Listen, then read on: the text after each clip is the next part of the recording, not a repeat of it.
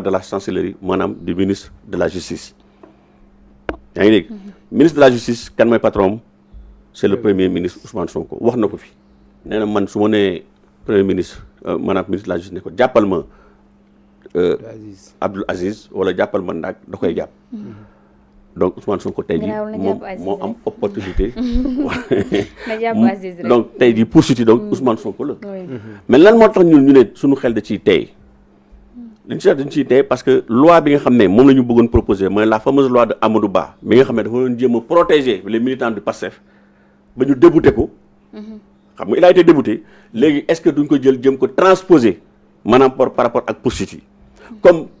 Ousmane Sonko moom mooy toppaate c'est lui qui est le maître de poursuite parce que moom mooy activer le ministre de la justice ministre de la justice activer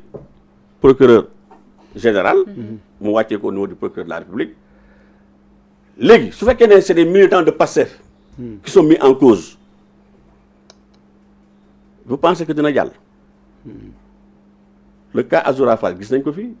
fii la toog wax lu ko neex saaga fii loo xam ne mais fan la mujjee gars yi defal ko un certificat de dafa dof bàyyi ko mu dem premier ministre Ousmane Sonko déplacé wu ci boppam dem jusqu'au 100 mètres à la veille de son procès vous trouvez que ça c'est normal pour wane ne que je suis de tout cœur avec toi donc des gens comme ay Azoura Fall bëri nañ au niveau de PASTEF te bu fekkee ne des cas pareils gis nañ ne que ñoom dañ cee takk ci crime yi ñu porter plainte bi foo koy déposer ci procureur de la République ñu koy déposer procureur de la République moom mooy apprécier est-ce que plainte bi dina jàll wala du jàll su fekkee ne plainte bi ça met en cause des militants du PASTEF vous pensez que gars yi dañ ko instruire mais duñ ko classer sans suite mënuñ si dara suñu système bi moo demee noonu moo tax ñun dañ ne woon pour beaucoup plus de transparence et beaucoup plus d'éthique dans le traitement de cette affaire nañu jëm a faire appel à des observateurs internationaux ñu ñëw ñu siéger commission bi même au niveau du parquet yaa ngi dégg dossiers yi nga xam ne dañ koy indi ñoom ñu am un droit de veto am lu ñu ciy wax wala ñu bàyyi exclusivement le procureur de la République muy apprécier ndax telle plainte wala kii war nañ ko topp wala kii war nañu ko topp donc non seulement observateurs internationaux yi dañoo war a siéger au niveau du parquet mais même les victimes aussi les familles des victimes ñoom dañoo war a siéger dañoo am ay représentants bon muy ay exemple de garantie yoo xam ne dana mën a permettre pour ñu mën a xam ne que mbir mi dana mën a jaar yoon mais à défaut pourquoi mënuñu saisir la Cour pénale internationale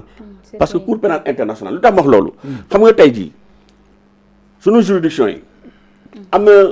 yenn xeetu officiers yoo xam ne mënuñu leen topp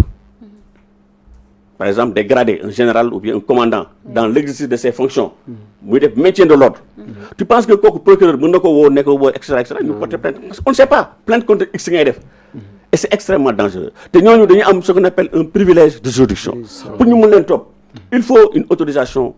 du président de la République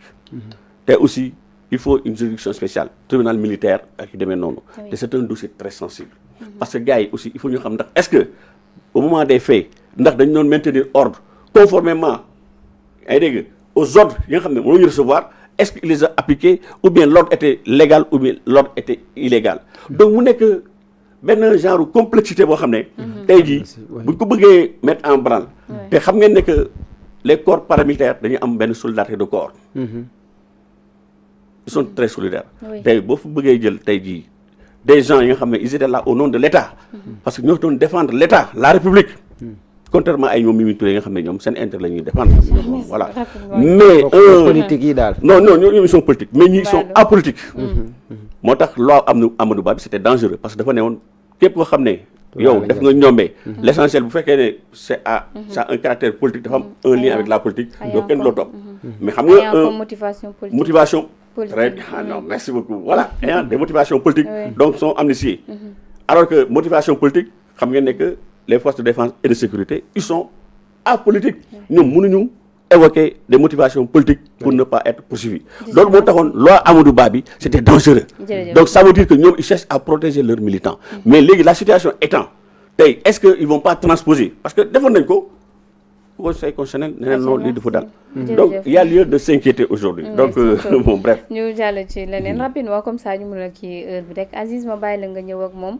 ci mairie yi nga xam ne nii daanaka état bi ci tànkuy envoyé fa ay délégation spéciale la ñu daal di nekk yi ñu ciblé yëpp nag fare ci opposition bi bu ci mel ni bu mairie bu Dakar ki nga xam ne nii moo di Mansour Faye ak ya ca des mu nekk une quinzaine de maires ak aussi benn conseil départemental boo xamante ni comme ni ko Ndaag waxee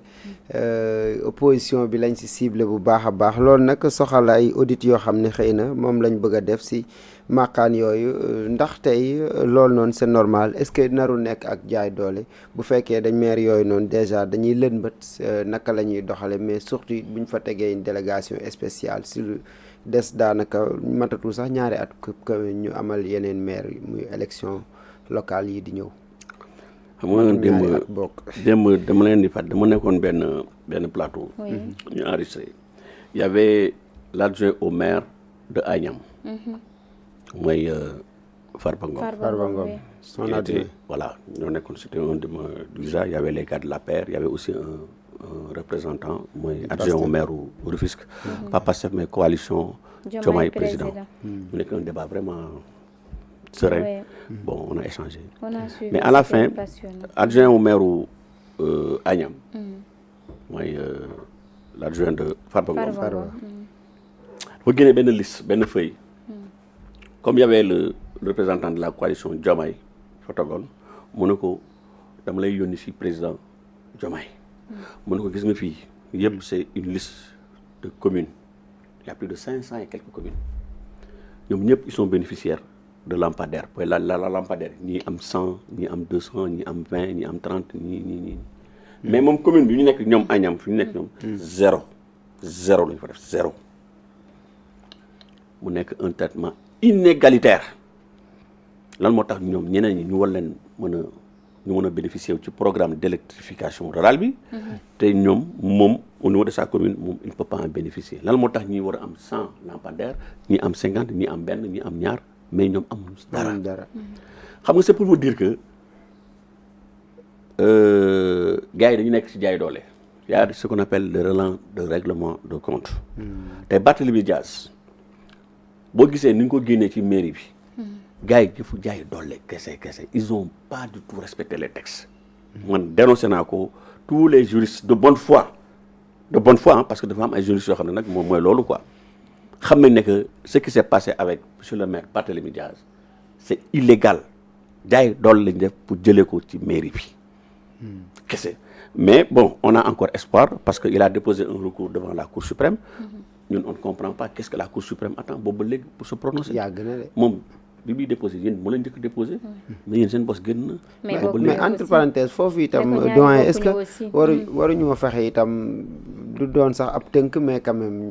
ñu joxe ab àpp si genre yi kii yooyu noonu décision yi ni mel parce que da ngay xaar ba mujj finalement yëf yi sax mën naa weesu waaw bon loolu nag le temps de la justice c'est pas le temps des journalistes bon loolu moom mënuma ci bon loolu moom c'est ça c'est peut-être que gars yi comme ñoom ñu ngi fi peut-être dañu créer benn projet de loi pour jéem a tënk yaa ngi dégg gars yi ci délai de traitement yi parce que xam nga problème bi mooy au niveau de la justice on a un problème de personnel bi moo doy dossier yi bëri na waaw mais Cour suprême nag wax dëgg yàlla ñoom nag ils ont pas assez de dossiers nag quoi bëriwul noonu war nañ ko mën a parce que administration yi rek ñoo leen di administration voilà